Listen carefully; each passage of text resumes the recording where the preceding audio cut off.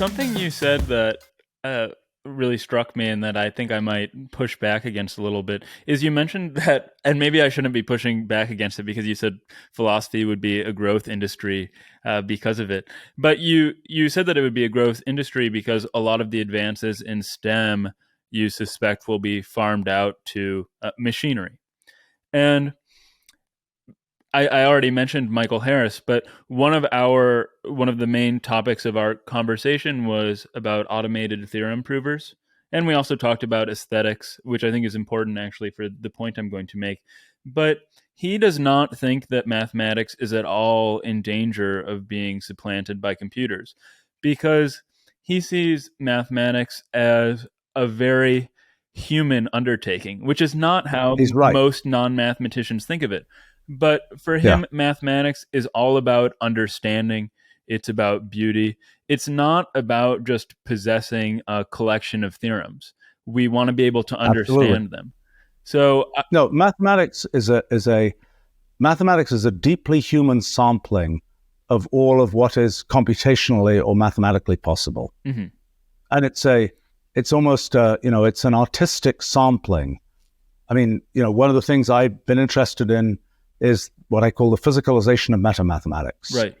So imagine you start from, in the simplest case, just start from some axioms.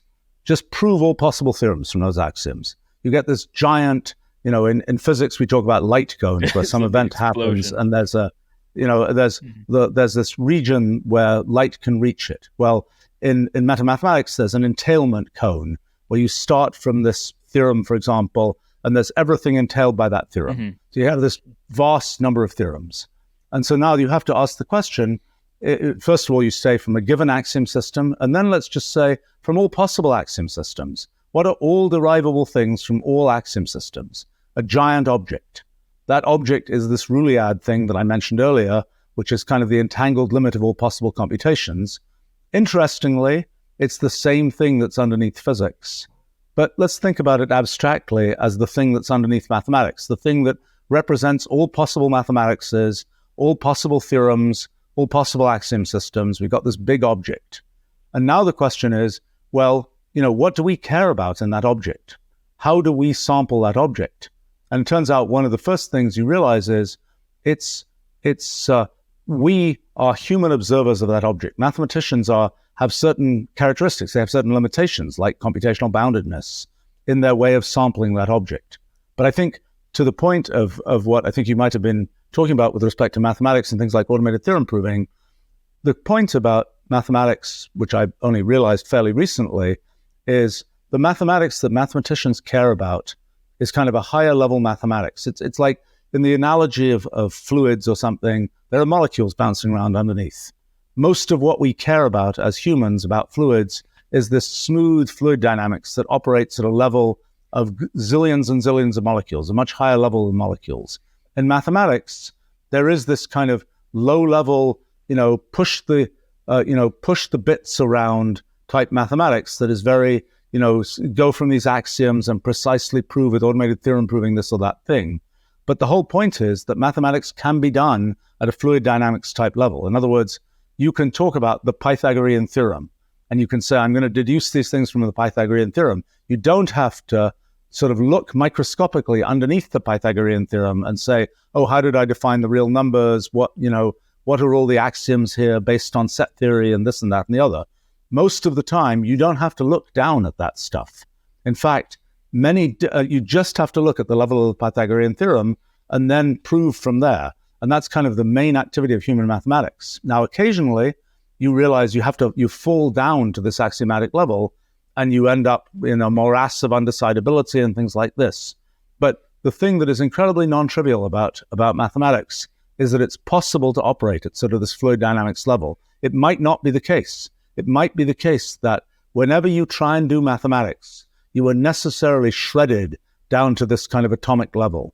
That there isn't a kind of higher level description of mathematics, that the only thing you can do is to build, step by step, axiom by axiom, so to speak.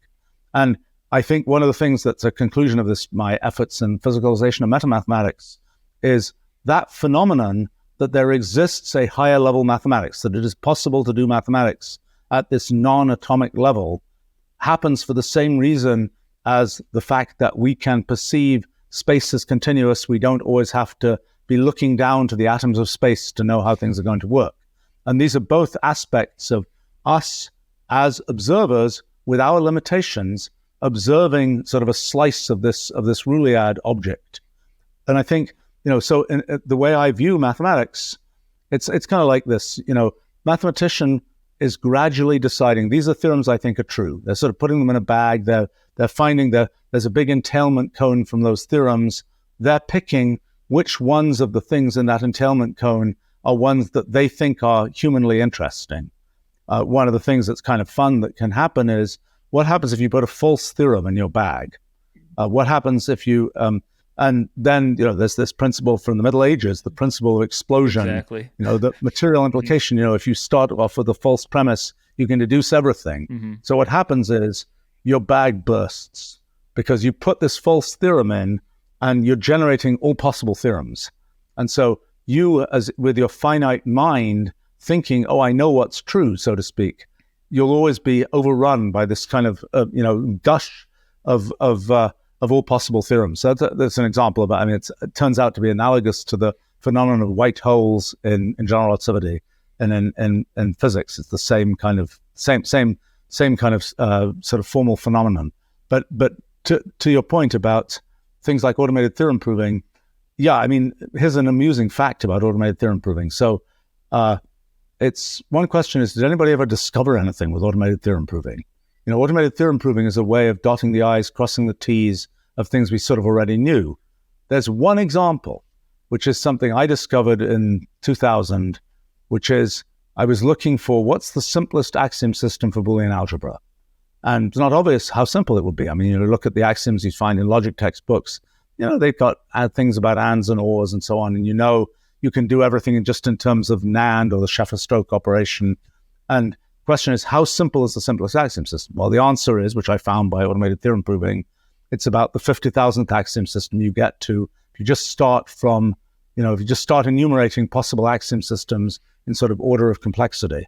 And that's what is a little disappointing there is, you have to have a conceptual framework to know why you would care what the simplest axiom system for Boolean algebra is. But automated theorem proving is a very desiccated activity, really quite separate from the kind of what I might describe as the fluid dynamics level, the fluid level of mathematics, so to speak, which is the level that most, not all, but most working mathematicians find interesting. And that's kind of the human sampling of this Rulliad and the sort of human set of choices that get made about what one finds interesting in mathematics.